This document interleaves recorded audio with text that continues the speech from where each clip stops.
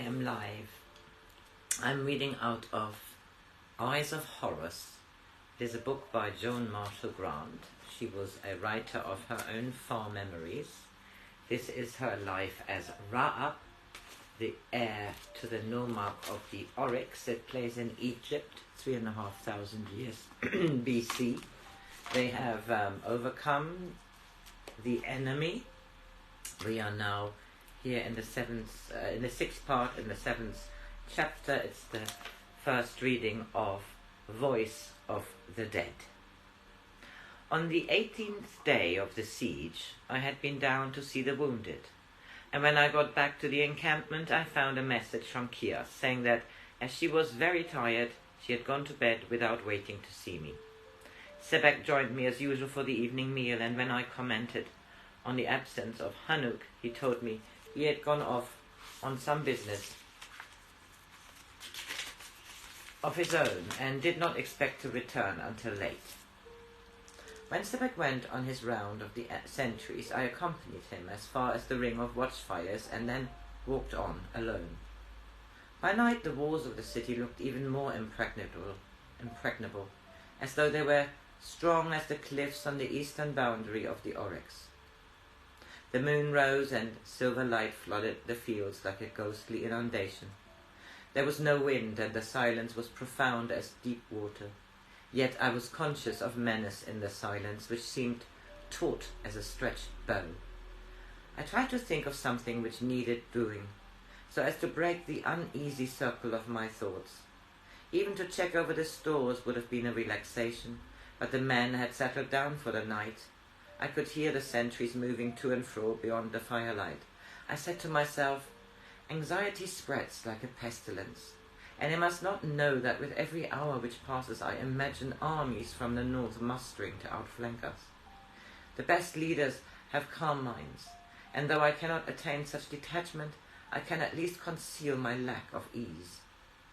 I went back to my tent and lay very still, so that the sentry would not know that I was restless. I must at last have fallen asleep, for I woke with a start to see two cloaked figures, hoods drawn forward to hide their faces, standing beside me. Kia's voice. It's only Hanuk and I. I slipped my dagger under the edge of the sleeping mat, so that she shouldn't guess the tension which had made me snatch it up. Has anything happened? Is there any more news? Good news, I think, said Kias. We shall know for certain at dawn, less than an hour to wait. I think Menhad will send a challenge to battle. How do you know? How can you possibly know? Because he would not disobey the voice of the dead. What do you mean? What voice? Mine, said Kias. You won't be able to understand unless you make yourself believe that you are a Menhad. Lie back and shut your eyes. You're not Ra-Up, you're Menhad, who believes himself to be Pharaoh. As I did, as she told me, perhaps it was because I was so sleepy that the scenes she evoked seemed to be taking place before other eyes than mine. Although you know it suits your strategy to stand siege in the royal city, you will find it irksome. You try to pretend you are here of your own free will. Are you not a warrior pharaoh resting between conquests? When you were only a prince, your favorite place in the city was your pleasure pavilion, built overlooking the river. It has a narrow terrace on the top of the river wall, and it is here you always like to be when you have a difficult problem to consider.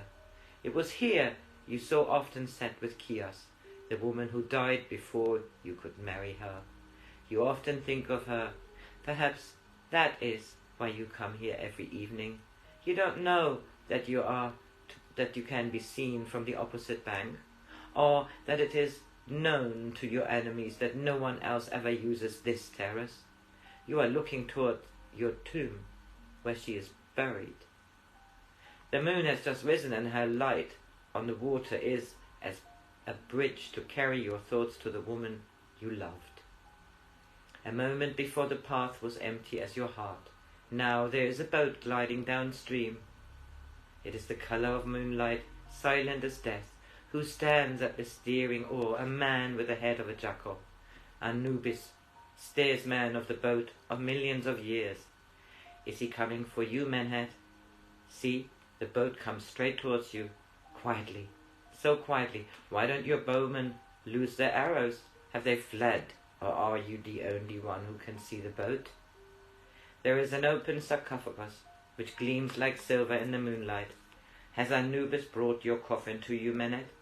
You wonder if you are dreaming, but your hands gripping the parapet are real enough. You can feel the grain of the stone under your fingers. Further along the wall is a sentry calls to his neighbour that all is well. He cannot see the boat. Why should he, when it has come for you? Now you can see down into the sarcophagus. In it there lies a woman. She whom you love is back from your tomb to speak with you. Slowly, very slowly, she rises up. She's as pale as river mist. Her hands are outstretched to you. You hear her voice. Menhet, Menhet, the spirits of the warrior dead are mocking you. They're saying the man I wait for is afraid. They say I lie when I tell them Menhet is greater than they. They're whispering. Menhet, sure, when the evening is quiet, you have heard them whispering? They say Menhet hides in his royal city because he dare not go out to fight. Tell them, Menhet, that I do not wait in vain. The woman sinks back into her sarcophagus, not daring to move, lest the vision vanish. You watch the boat slowly turn and glide on downstream. It seemed that Chios had evoked the soul of the dead. It might have been I who stood on the wall of the royal city, straining my eyes to catch a last glimpse of a boat which returned into darkness. Was your dream so real, I asked, that you are sure Menhet will remember it? It was no dream, said Hanuk. What do you mean? For answer they let their cloaks fall. Their bodies were white as salt. Chios smiled at my bewilderment. We painted ourselves white, then rubbed the skin lightly with oil and dusted it with silver. Hanuk showed me what he was carrying under his arm, a mask made like a jackal's head. I was Anubis, and she the woman who returned from the dead. Admiration for a brilliant strategy ran in conflict with anger that Hanuk should have exposed Chios to such danger. Anger won, and I said, Hanuk, you had no right to let Chios do it. She's my sister, and you should not have dared so desperate a plan without my permission. It was my permission she needed, and I gave it to her with my heart. Since when has a kinsman more authority than a brother? Hanuk put his arm around Chios' shoulders and smiled down at her. The look on her face should have been enough to tell me what his next words would be, but I was still dense with sleep. Since when has a brother more authority than a husband? A husband? Yes, said Chios, and dear Raab, you mustn't be angry about it. Last night we made the oath of the new name before Pataaru and swore him to secrecy. Why didn't you tell me? You know I've always wanted Hanuk for a brother. Because you would have made us tell you why we wanted to get married so suddenly. Do you remember that I once promised you I wouldn't marry until I found a man with whom I could make the oath of the new name? Well, 3 days ago I discovered that Hanuk was the person whom I had been looking for all the time. It happened just after I told him my idea for playing on Menet's superstition, so that I could make him believe I had come back from the dead. Hanuk said, Do you love the eyes of Horus so much that in their name you're willing to betray the man you love?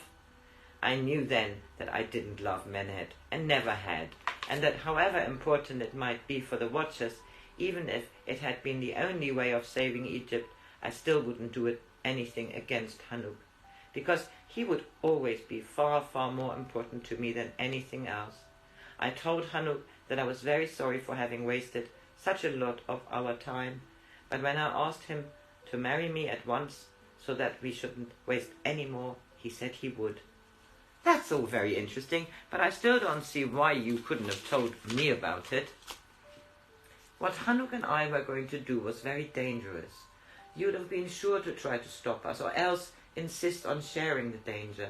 We couldn't let you do that, because the chance of our succeeding seemed rather small, and you had to stay to lead the armies. It didn't matter Hanuk and I going into danger together, because we should either both go on living or else both be dead. Nothing matters to us except being separated. If we didn't return, then you would have heard what had happened to us from Pataaru. How did you get back? I asked Hanuk.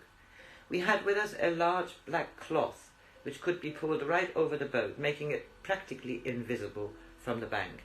The current was strong enough to carry us downstream, and when we were out of sight, Menhet out of sight of Menad, we crossed over to the other side of the river using short paddles, which we could wield lying down. What would you have done if Menad hadn't been there, or you'd been seen by sentries who were not so easily deluded? That was one of the risks we had to take. I admit that I was not nearly so hopeful as Kias that we should manage to deceive him. You take your responsibility as a husband very lightly. Don't you realize that if you had been taken prisoner, Menad would have known that Kias has always been no more than a spy, and that her story would make him a mockery? He would have had her tortured slowly and terribly. You might have lived for several days. She might have lived for several days. Kias is not only my wife. We are both eyes of Horus. Therefore we are pledged to take any risk which both we believe is to the furtherance of our cause. We were both fully aware that our marriage night was likely to be the only one we should know together. I took every means I could of protecting her. We had arranged that if an alarm was given, we would both dive off the boat and try to swim to the east bank, where some of my men were waiting for us. I should judge your chances of reaching the bank to have been about 1 in 1,000. Had you forgotten the crocodiles? No, said Kias. Crocodiles guard the underworld for Set, but ordinary Egyptian crocodiles would have sent Hanuk and me to somewhere where we could still have been together, and that is all I ask of my heaven. Suddenly she ran forward to pull the red tent flag. Listen, she cried, listen. Across the mist of the morning came a trumpet call. It's a herald, said Kias, Menhad's herald, coming out to bring a challenge to battle. I finished this here.